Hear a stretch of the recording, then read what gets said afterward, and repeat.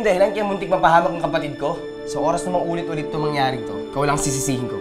At ako makakalaban mo. Hindi mo siya dapat iniiyakan eh. Akala ko kasi okay siya eh. Naniwala ako na gusto niya rin ako. Kung nakinig sana ako sa inyo ni Inay, hindi sana masasaktan ng ganito. Gusto ni Ashley ng mangga. Luna, pagpitas mo siya. Sir, Joaquin, ako na lang po akit ng puno. Di po kasi magaling umakyat ng puno yung ate ko eh. Sige lang gusto kong gawa na inuutos ko. Tsaka para makabawi rin siya dun sa kasalanan niya kay Ashley. Hindi ko maatim na may mangyaring masama sa'yo. At hindi ko rin nais na tinitis mo ang pagpapahirap at pag-alipusta sa'yo ng binatang bagong dating.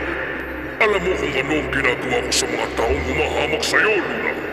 Pinapatigil na ni Joaquin ang pagbabayad sa pagpapagamot ng nanay. Na-realize niya na sinasamantala niyo ang kabaitan niya, ginagamit niyo lang siya. Siguro iniisip mo dahil niligtas kita noon kaya kaibigan na tuloy ko sa'yo. Tapos nagkakamali ka nila. Wala kang halaga sa akin.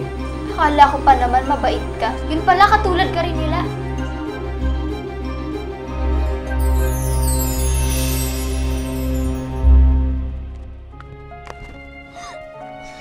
Ayaw mo akong maging kaibigan. Ayoko na rin sa'yo.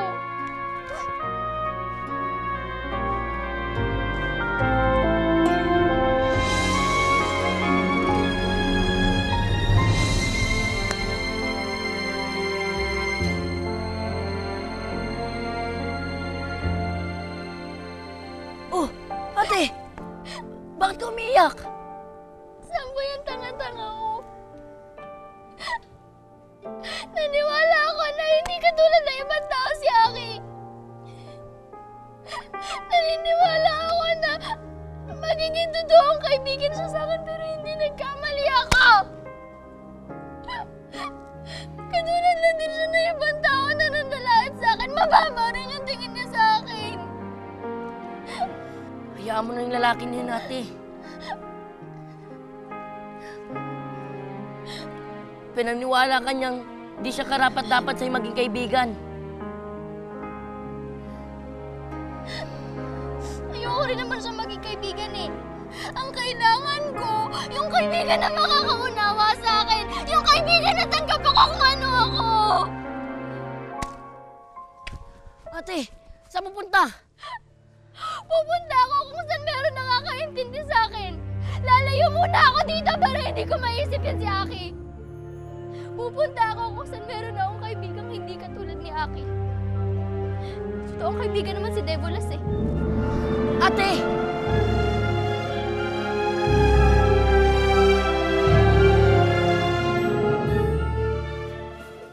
Ito pa, ha? Game lang dyan.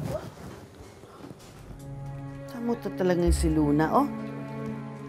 Naiwan niya tong kwintas niya dati-dati. Ayaw niyang mahihiwalay ito sa kanya. Kwintas? Patingin nga ako.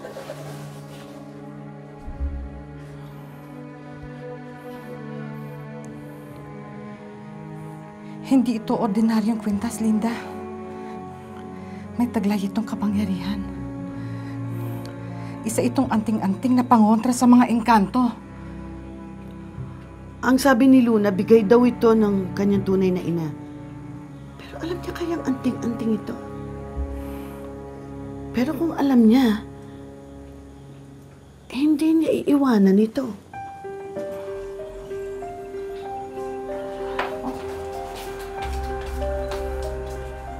Samboy, nasaan ang ate mo? Baka niyo po siya hinanap. Eh kung sinasagot mo na lang ang tanong ko nasaan ang ate mo? Nay. Huwag mong pagtatakpan, nasaan ang ate mo? Nasaan? Nagpunta po sa kakahuyan. Nakikipagkita daw po siya dun sa kaibigan niyang engkanto. Naku, Linda. Devolas! Devolas, lumabas ka dyan! Kailangan ko kayo ng kaibigan! Kailangan ko kayo ng karamay!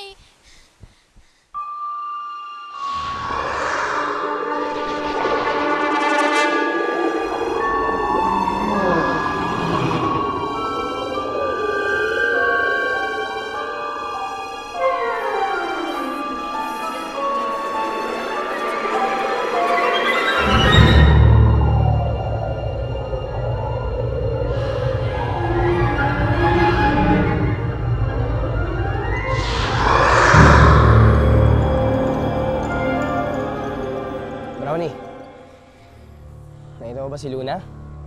Saan siya nagpunta?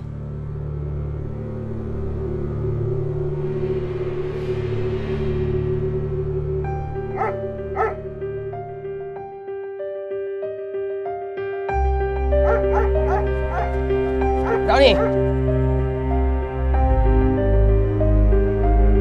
Brownie!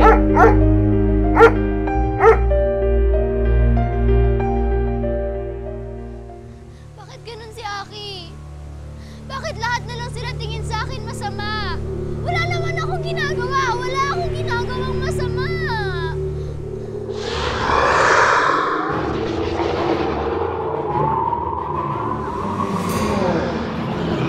Luna!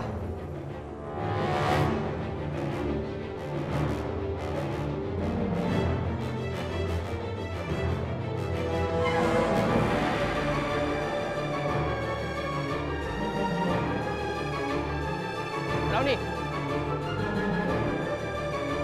Brownie!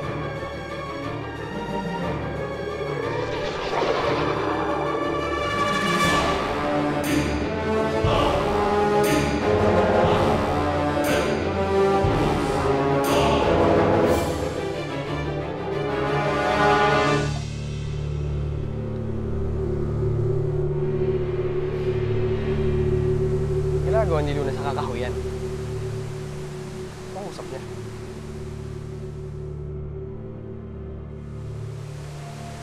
Ano siyang kausap?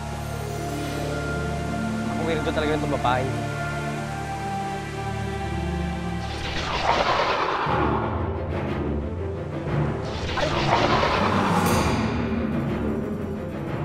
Saan galing itong usok na to?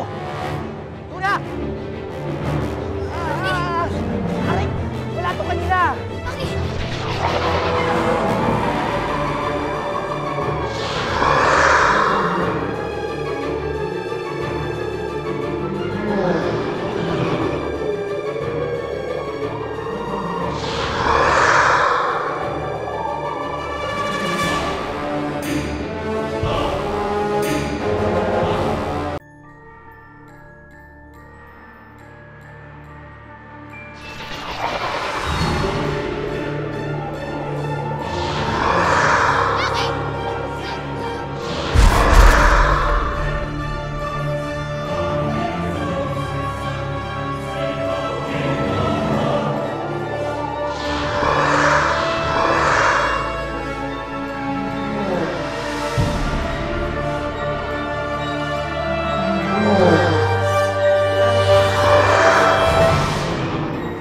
Nang dahil sa'yo, nasaktan ko si Luna.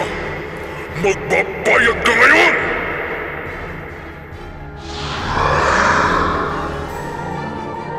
Pinaka-Encanto!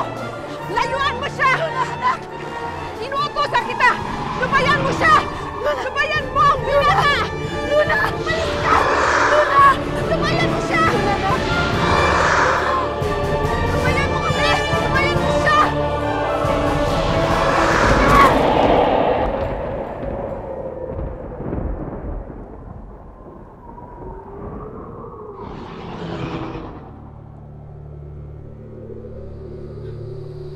Inaapoy ng lagnat ang anak ko. Anong ginawa ng Encanto sa kanya? Niligtas ako ng anak ninyo eh. Ako sana titirahin ng Encanto kaso tinulak na ako kaya siya yung tinamaan. Ano gagawin natin? Dalhin natin siya sa mansyon ngayon din. Kailangan ko siya magamot bago mahuli ang lahat. Luna, anak. Luna, dalian mo. Hali kayo. Dali. Luna! Luna!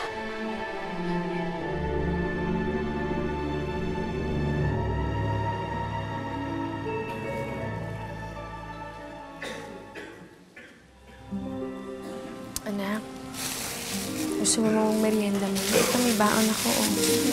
Ayos lang mo ito na. Sigurado ka? Kain lang po kayo dyan.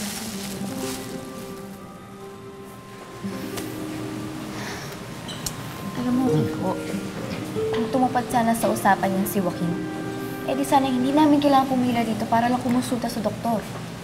At hindi ko kailangan mamroblema para lang sa panggastos dito. Mura lang naman yung magagastos natin dito eh. Tsaka hindi mo kailangan yung Joaquin na yan para tulungan ka. Dito naman ako. Hindi ko kayo papabayaan ng nanay mo. Dahil ganun ka ka-importante sa akin. Crispin! Pahigain niyo. Crispin, Samboy! Anong nangyari kay Luna? Inatake siya ng engkanto sa kakahuyan. Engkanto? Anong kalokohan to, Linda? Totoo po, Mang Crispin. Nakita ko po yung engkanto dun sa kakahuyan eh. Siya po yung gumawa nito sa anak ninyo. Abay, dali natin siya sa ospital ba? Baka kung mapano tong anak ko, halika na. Walang magagawa ang doktor para gumaling si Luna. Ang kailangan ay madasalan siya ng orasyon. Samboy, kunin mo yung manipis kong aklat sa aking silid, sa ilalim ng kama. Pati na rin ang aking mga gamit. Magmadali ka. Bakit kasi nagpunta pa siya dun eh? Ilang beses na namin siya pinagbabawalan na huwag pupunta dun sa kakahuyan. Ilang beses na namin siyang binalaan na huwag na makipagkita dun sa kaibigan niyang engkanto. Aling Linda, patawarin niyo po sana ako. May pagtatalo po kasi kami ni Luna eh. Kaya umalis siya pumunta dun. Dalian mo. Ang gamit mo na po. Dito.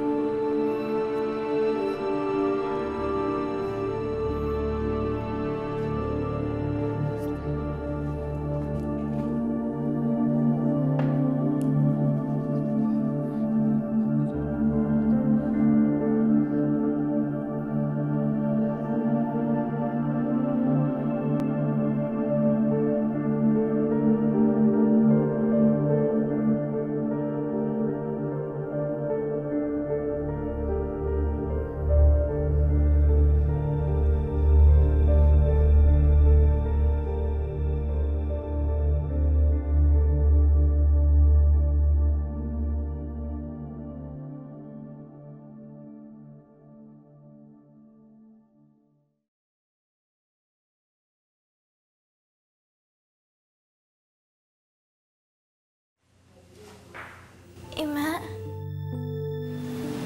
Best friend, salamat ah. Mabait ka rin eh. Sigurado ako, maswerte yung magugustuhan ng babae kasi napakabuto ng tao. Isa lang naman yung babaeng gusto ko eh. Meron na. Alam mo, ikaw hindi ka na nagkukwento sa akin eh, no? Sino to? Kilala ko ba?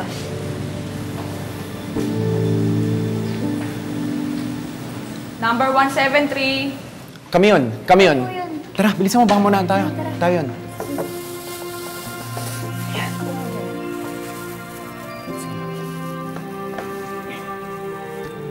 Ayan.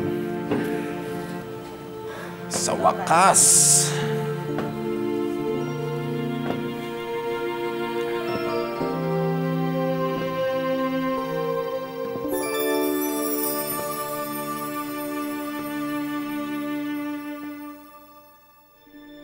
Ano ba nangyari? Salamat sa Diyos, anak. Ligtas ka. Salamat. Salamat. Kailangan maputol ang kaugnayan mo sa engkantong yan. Ang patuloy na pakikipagkaibigan mo sa kanya ay magdudulot lamang ng kapahamakan sa mga tao sa paligid mo o maging sa'yo. Abe, anong kailangan natin gawin? Magsasagawa ako ng isang seremonya upang iwaksi ang engkanto. Yun lang ang paraan para tuluyan ng layuan ng masamang nilalang si Luna.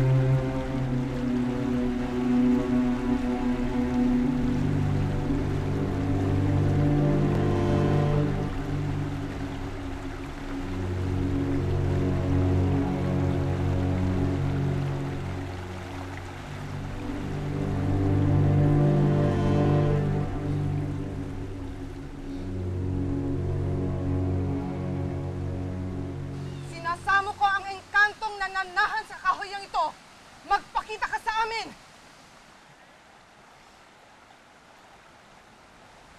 Sinasamo ko ang engkantong nananahan sa kakawiyang ito! Magpakita ka sa amin!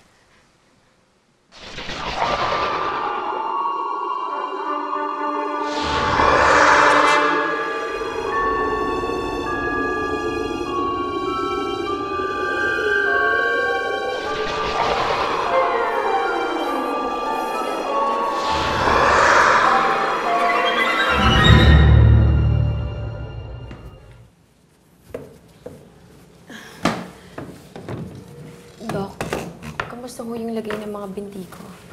Nagkaroon ng infection ng pilay mo, Rowena. Meron kang kondisyon na tinatawag na osteomyelitis. May pag-asa pa po bang makalakad si inay? Oo naman, Iha. Kakailanganin lang ng regular injection ng intravenous antibiotics and steroids. Kung magiging maganda ang response ng pasyente sa IV medication, siguro hindi na natin kailangan mag-perform ng operasyon upang tanggalin ang infected bone tissue sa binti ng nanay mo. Dok, magkano naman ho ang aabutin na gagastusin namin sa pagpapagamot? Kasi po, Dok, nangangalakal lang po ako ng basura eh. Baka hindi ko po matustusan yung pagpapagamot niya. Oh, well, may good news ako sa inyo. Every now and then, ay tumatanggap ang ospital na ito ng mga pro bono cases ng mga pasyente. Meron kasi kami ritong benefactor na sumasagot ng gastusin ng mga selected patients. I-recommend ko kayo doon. Sige ho, Dok. Napakalaking tulong ho yun sa amin ng anak ko.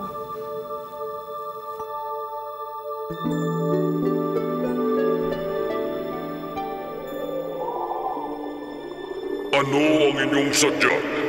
Bakit niyo ko ginagambala? Naparito kami upang hilingin sa'yo na tuluyan mo ng lubayan si Luna! Nahihibang ka kung sa tingin mo'y pagbibigyan ko kayo! Luna, sundan mo ang sasabihin ko. Iwinawaksik ko ang engkanto sa kakayan. Inuutusan kitang lumisan! Ma, pwede po bang... Huwag na lang po natin ituloy ito. Baka naman po kasi hindi naman sinasadya ni Defo na sasaktan ako eh. Hindi makakabuti sa'yo ang pakikipagkaibigan mo sa engkanto niya. Puro kapahamakan ang idunudulot siya sa'yo at sa mga kaibigan mo. Kaya sundin mo na lang ang sinasabi ni Manang Salome. Sundin mo. Itaboy mo ang kaibigan mong engkanto. Anak, sige na. Sige na.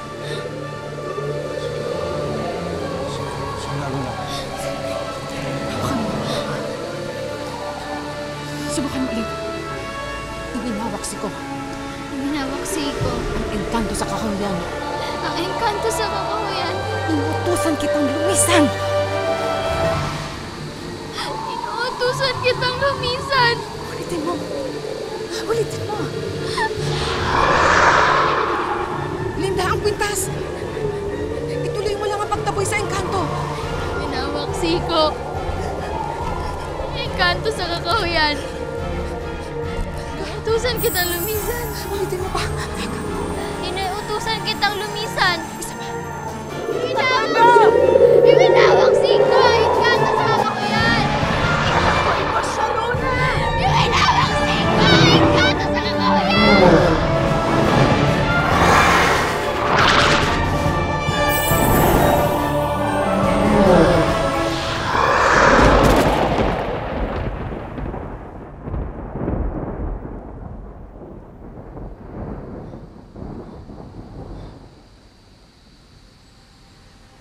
Nagtagumpay tayo!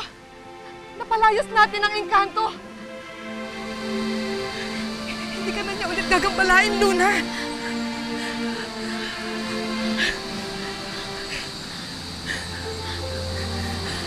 Salamat!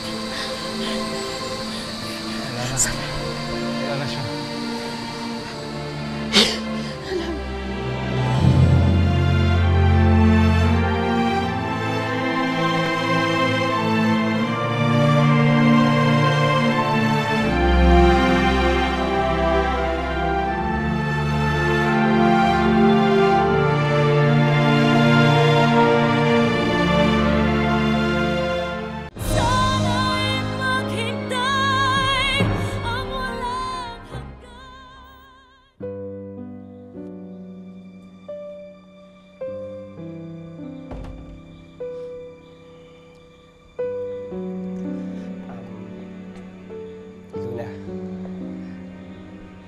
Kamusta na yung pakiramdam mo?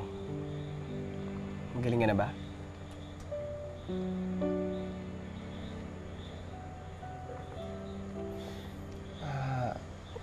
Salamat nga pala dahil niligtas mo ako. Siguro kung di dahil sa'yo, napahamak na ako ng husto.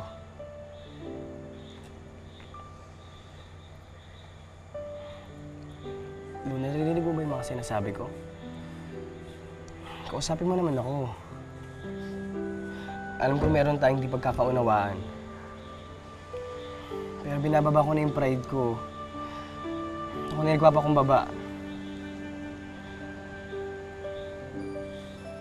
Anong gusto mong maramdaman ko? Matuwa?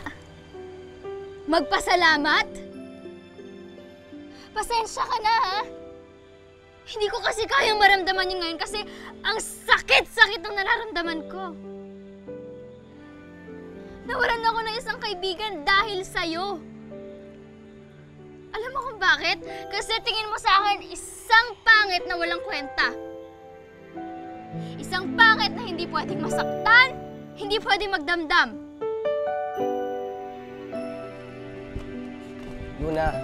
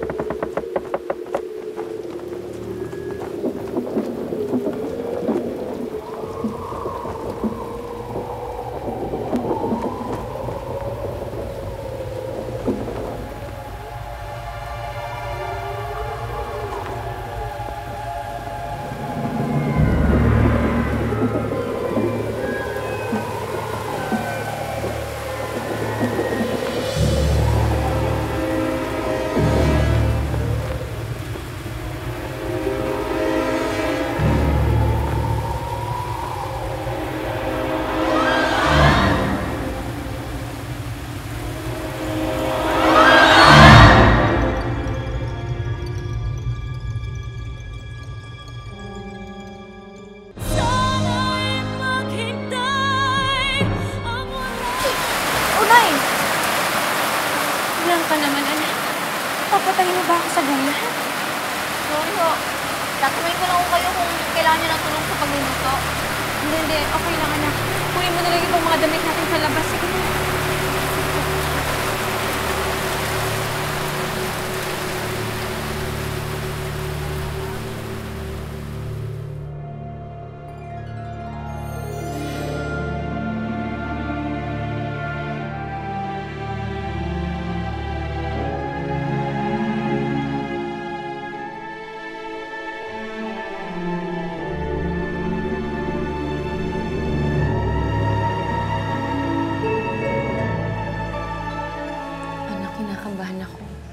Paano kung hindi ma-aprobahan yung application natin sa libreng pagamutan?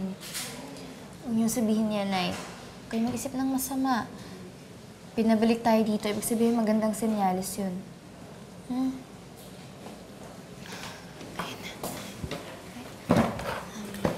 Dok, magandang araw ho. Bakit niyo po ako pinatawag ni Inay? May magandang balita ako sa inyo. Na-review na ng board ang application nyo para sa pro bono program ng ospital na ito.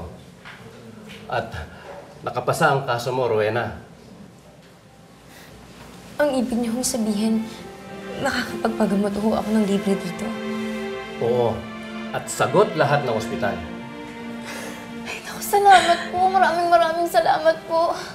Huwag akong pasalamatan nyo, kundi ang aming benefactor ng ospital na ito na nanggaling sa States. Siya yung nagbibigay tulong pinansyal sa mga pasyenteng nangangailangan. Nay, ito na yun. Pag nagtuloy-tuloy pa to, gagaling at gagaling kayo. Salamat po.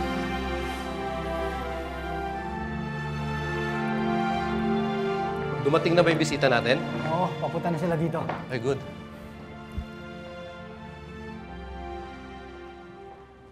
Ladies and gentlemen, thank you all for coming today. Allow me to introduce to you the beloved benefactor of our hospital's charity program, none other than Mr. Luis Buenaluz.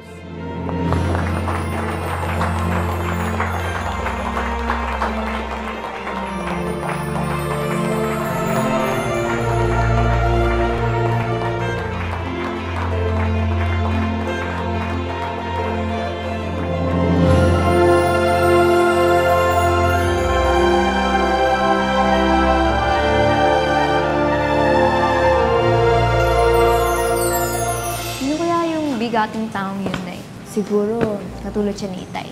Kung ganito lang siguro yung tatay mo, hindi na tayo problema sa pagpapagamot. Parang si Tito Luis yun ah. Tingin ko bagay ito sa'yo. Sa tingin mo, madadaan mo ako sa mga ganyang regalo? Na makakalimutan ko lahat ng mga nangyari kapalit na magarang damit? Luna! Problema ba? Parang may nakita lang po kasi ako kakilala ko kanina eh. Sino ba yung kakilalang sinasabi mo? Si Tito po. Si Tito Luis. Luis? Joaquin, don't tell me na kinakaibigan mo si Luna. Bumabawi lang ako dun sa tao. Aabusuhin ka lang nila. Malaki na ako, Ash. Kaya sana wag mo akong pangunahan sa mga bagay na dapat kong gawin. Hihintayin kita dito, ha? Hanapin mo siya. Kailangan makita ko yung Luis na sinasabi mo. Sorry, miss. Nasakta ka ba?